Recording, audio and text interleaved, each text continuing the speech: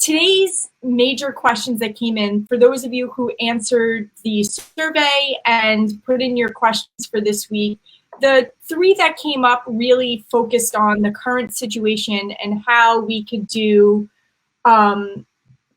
gradeless classroom environments when we're in this situation. That was the first question that came up. How do you do it while you're online?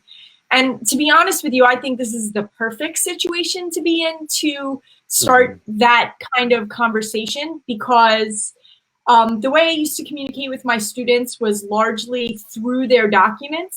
So if you are using Google Classroom or any part of the educational suite or any other kind of online tool, the way that you could be providing feedback to students all the time could very easily be standards aligned, especially if you provide them with the rubrics up front for the work that you're working on.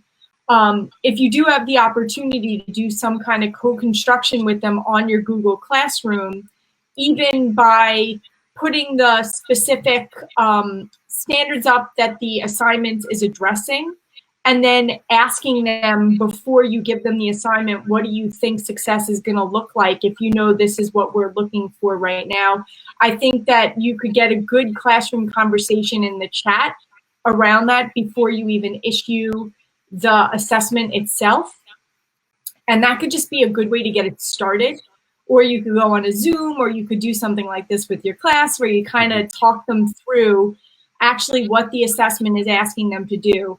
I know that for my own son who's in high school, one of the challenges that he's been having with his Google Classroom is sometimes his teacher posts an assessment, and when he does that, he's not really sure what she's asking him to do. And then he emails to get clarification, and then the clarification doesn't come right away. And there's, he doesn't know how to do the assignment well because he's not even sure what he has to do. And since there's no reflection protocol in place where he can really take that opportunity, there's a struggle there with him really getting something out of the assignments that are coming through. So another thing that you could be doing in this online setting is really using reflection more than usual, because if it isn't 100% clear, since the communication is largely not in real time, you might have the opportunity to see and hear what kids think they're supposed to be doing while you're looking at how you give them feedback too. So if the student thought they were supposed to do something and in their reflection they say, this is how I interpreted the assignment, and then you look at their assignment based on their interpretation, then you have an opportunity to really assess what they did and not what you hoped they would do. And that's something that you could be doing in your classes when you're in a normal situation as well.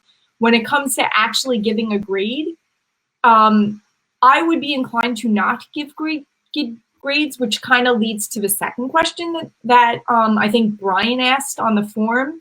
He talked about pass-fail and how his school is going to pass-fail.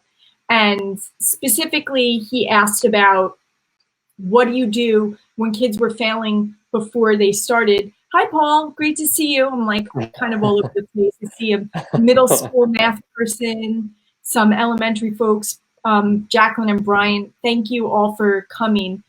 So that failing question, if they were failing before we got to this specific space, I would really implore you to think about why they were failing. Was it because they didn't turn work in? Was it because they weren't participating in class? What were the underlying issues that got them to that point?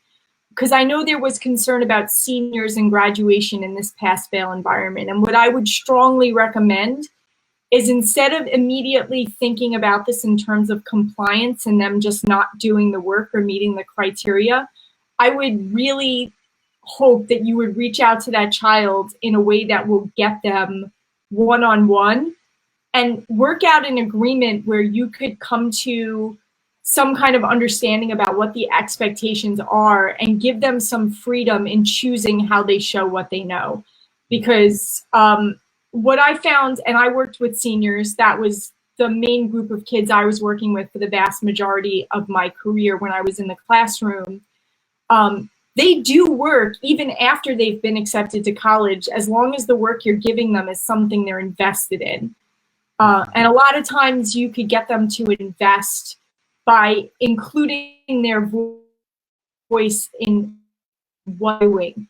If it's not a book they chose, for example, you could have choice in how they show what they're doing. Another thing I used to do in my classes, the students had their own literature blogs. They weren't meant to be used as analysis necessarily, but a means to develop their writing voice around what they were reading, and also as a means to communicate with each other about the things they were reading on their own. And they went back and forth between poetry and literature, and they had to post one thing a week, one post a week on poetry or literature, and then they had to also communicate with each other on at least 3 blogs of other students in the class, asking questions, giving feedback, engaging in a dialogue.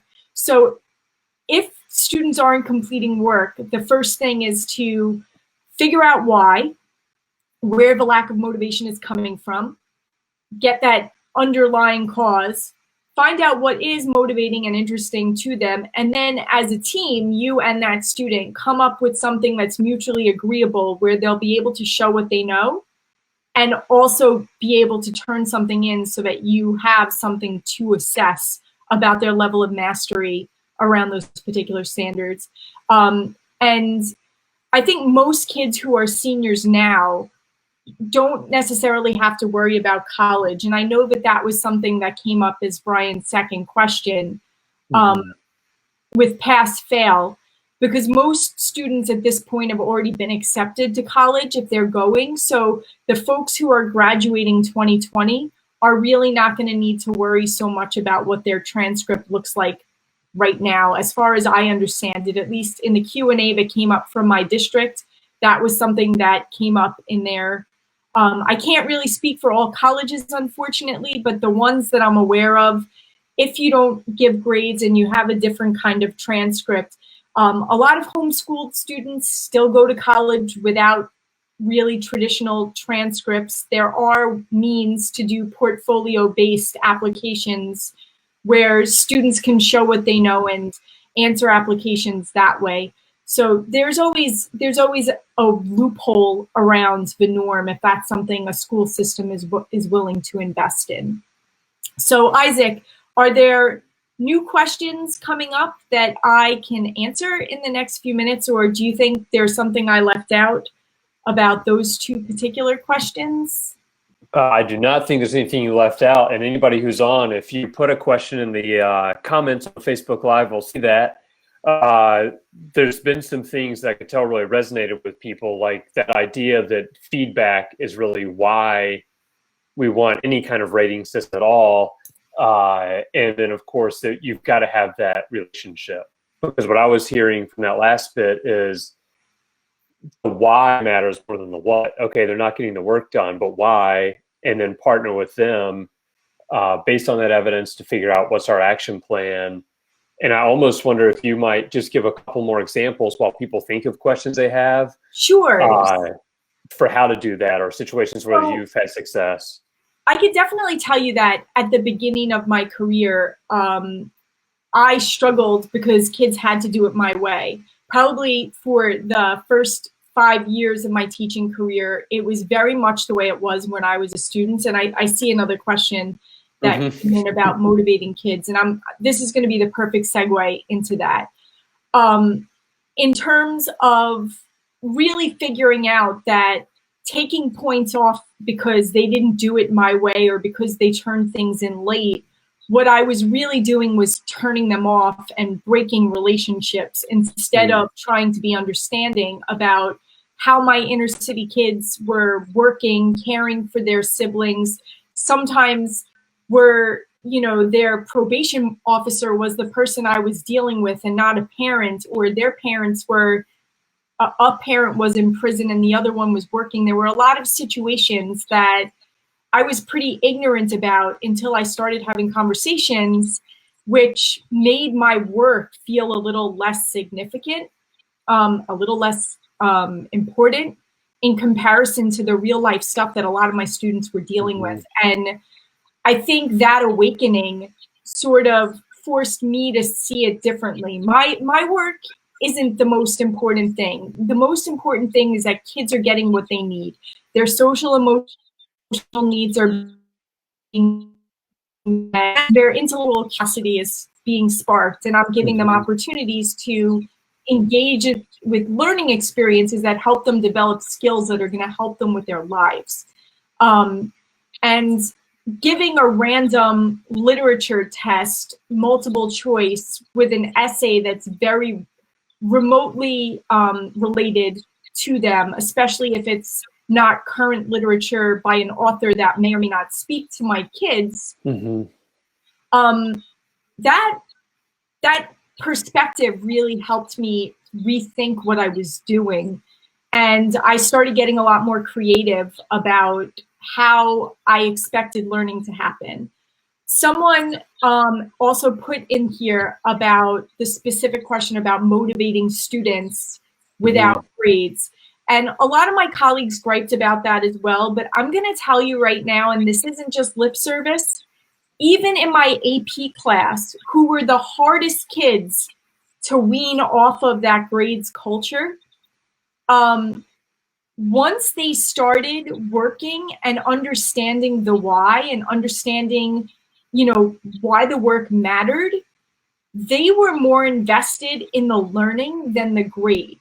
I'm not going to say it was an easy shift, especially since a lot of my students they had gone through a system for 11 years that expected them to rely heavily on playing that game and ending with a grade, and they were still having that in a lot of their other classes. So when I wouldn't put grades on things, it took a little time for them to understand the bigger importance was the feedback I was putting on their work. And the other important part was the reflection, because the reflection really filled the gaps in what my assessment may or may not have captured. So I think I'm designing this awesome assessment that's really going to look at a specific bunch of skills, and it's also going to really hone in on a bunch of content, but I can't possibly encapsulate everything a kid could possibly learn in one assessment. So if what I created didn't give them that opportunity, the reflection allows them to tell me what they learned that their content, their product isn't necessarily doing on its own. And then when I can take those two things together, I have a much better idea of what they actually took away from the assignment, what they learned, what they could set new goals on, and where I could give them more strategic feedback to help them build on the goals they've already set.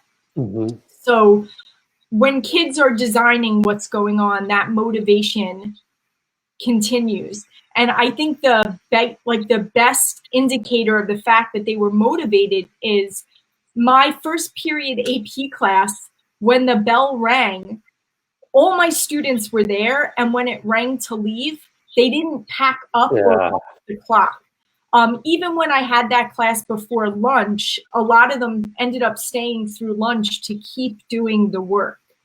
And I think that that's a real testament to their engagement with the learning they were doing in that space.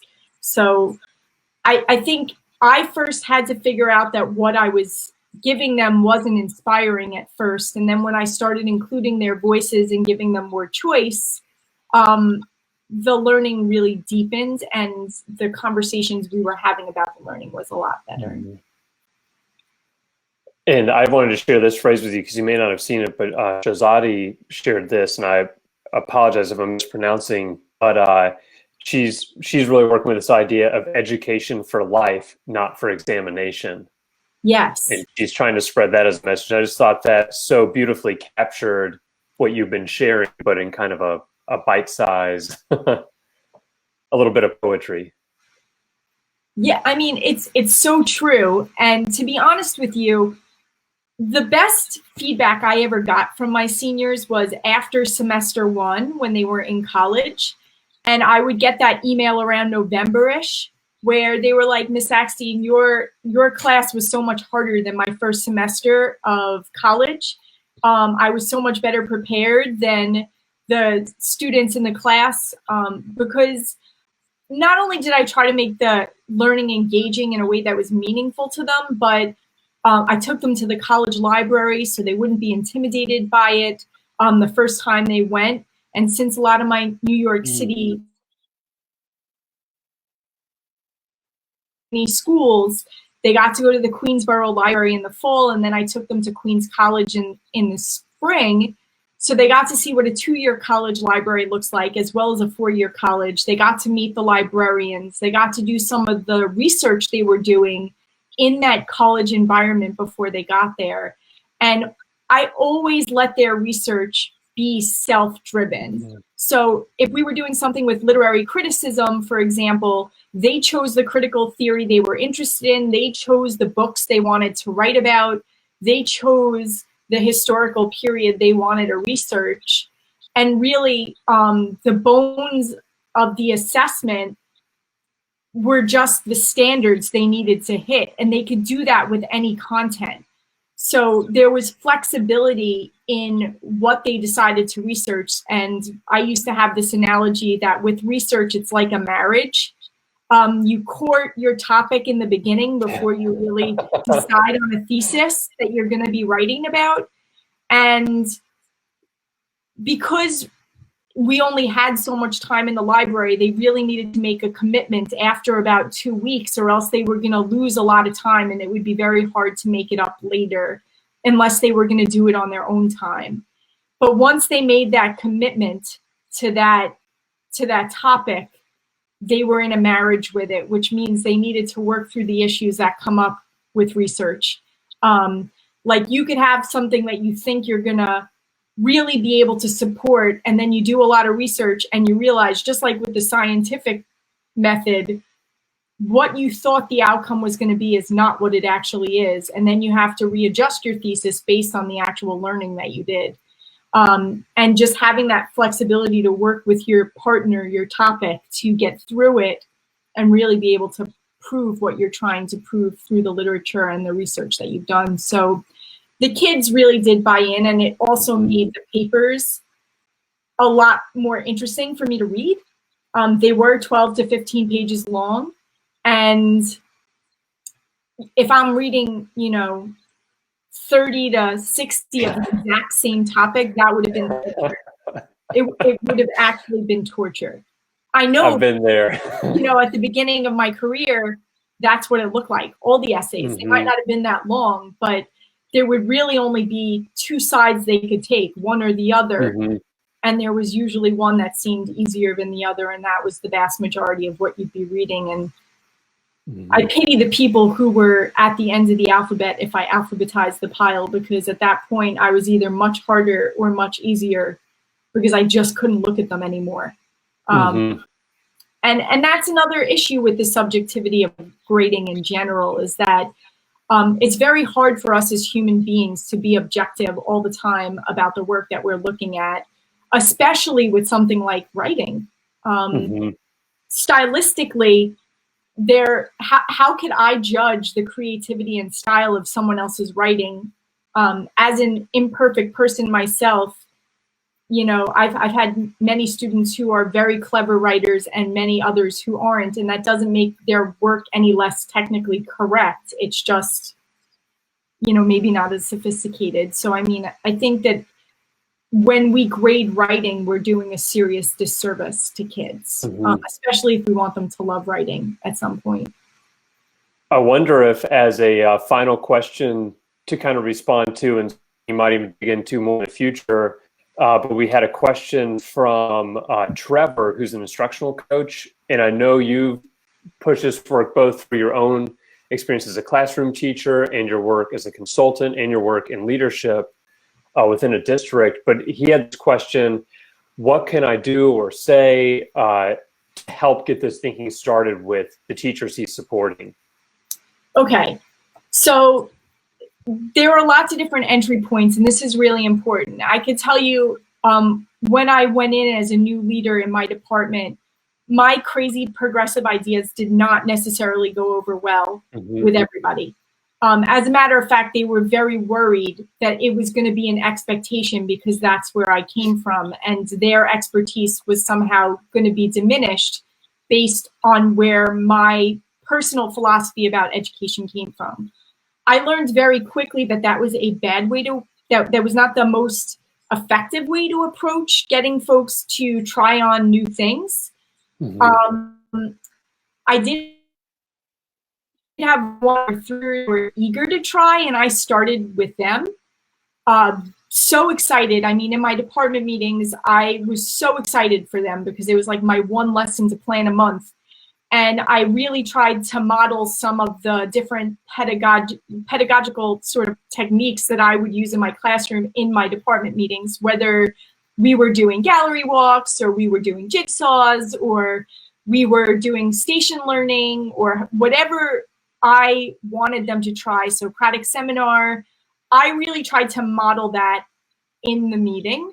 And then I would say to them, you know, especially with project-based learning, for example, because I know it took me a really long time to be able to design really good projects, I would say, hey, if you're interested in trying a project, it would be my pleasure to come in and plan with you, and I'll write the lesson plan, I'll help you write the assignment. And then you know, if you're uncomfortable with technology, I will come into your classroom and I will either teach the lesson for you or co-teach it with you, or be an extra pair of eyes if you're afraid to set your kids loose with the technology, depending on their age for the first time.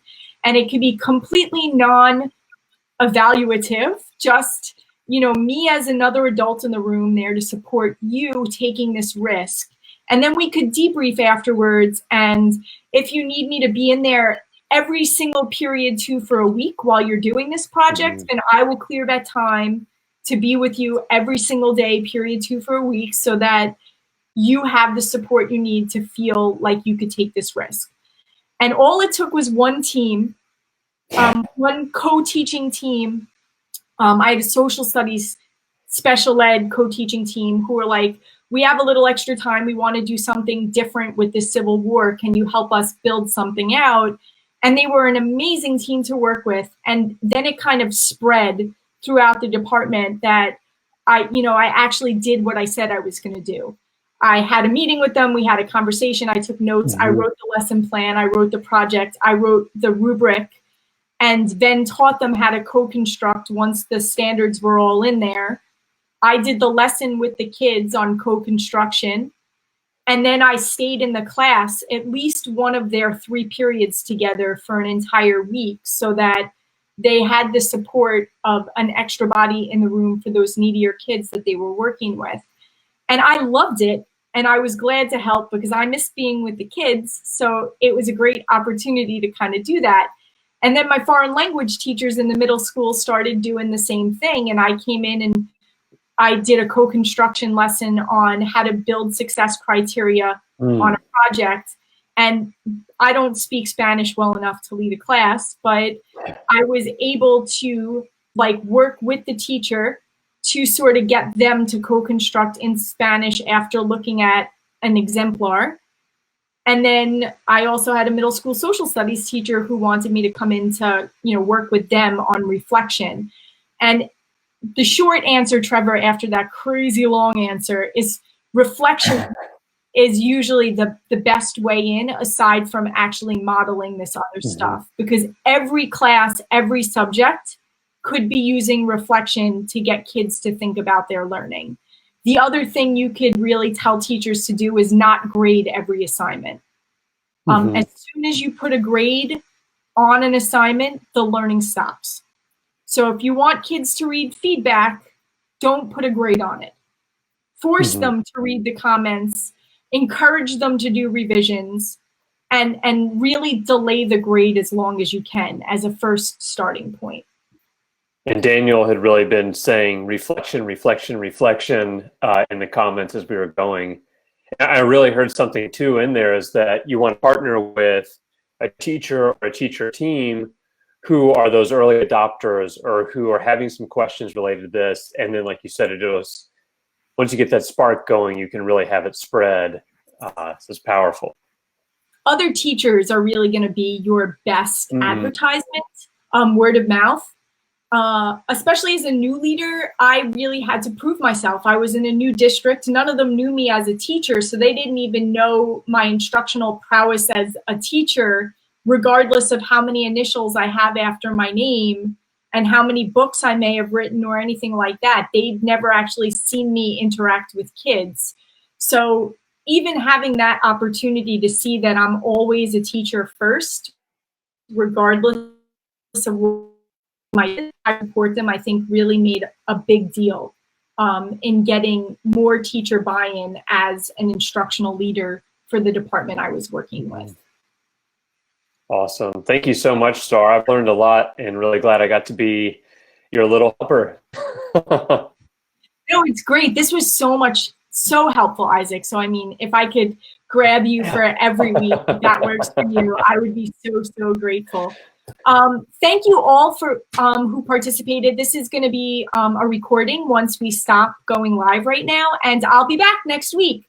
So if you have questions that arose that we didn't answer, you could fill out the form or just leave your answers on the feed, or your questions, not your answers. Anyway, have a great day, everybody.